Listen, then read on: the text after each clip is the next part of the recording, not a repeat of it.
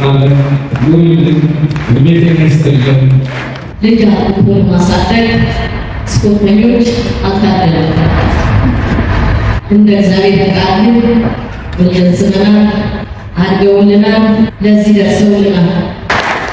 ሁሉም ዓላማ ያከበራችሁ እዚህ ላላችሁ በሚዲያ የምታዩት ፍቅራችሁን ዛሬ ዳግም በእናንተ ፊት ስለቆምኩ ክብር ይስጥልኝ። ሁላችንም በያለንበት ተግተን ሀገራችን ጎን ሕዝባችን ጎን ልንቆም ይገባል።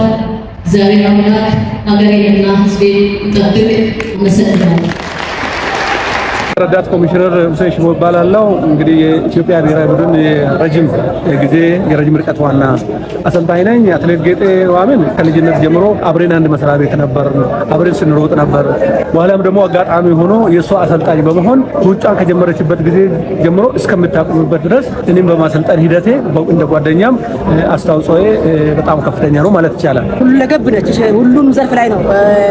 ትራክ ብትለው፣ ማራቶን ብትለው፣ ክሮስ ካንትሪ ብትላት ሁሉ ነገር ሁለገብ ነችና ሁሉም ደግሞ ሁለገብና ደግሞ ሁሉንም ደግሞ በድል የምትወጣ ጠንካራ አትሌት ናትና ስለዚህ በተለየ ደግሞ የምናነሳት ለምሳሌ አሁን ሲርኒ እኔ ወርቅም ባገኝ አንድ ሩጫ ነው የወረድኩትና እሷ ከኔ ጋር 10 ሺህ ሮጣ ሁለተኛ ወጣ። እንደገና ደግሞ በ5000 ደግማ ላውም ደግሞ ያኔ 10000 እንደዛሬው ቀጥታ ሳይሆን ማጣሪያ ነበረውና 10000 ሁለት ጊዜ ሮጣ 5000 ሶስት ጊዜ ሮጣ ነው እና እንትን ያደረገችው የሁለተኛ አሁንም ሌላ ሜዳሊያ ለኢትዮጵያ ያገኘችውና የተለየች ነች እሷ በአጠቃላይ ማለት ነው። እንደምታውቀው ይሄ መጽሐፍ በአትሌት ዘርፍ ከተጻፉት መጽሐፎች ሶስተኛ መጽሐፍ ነው።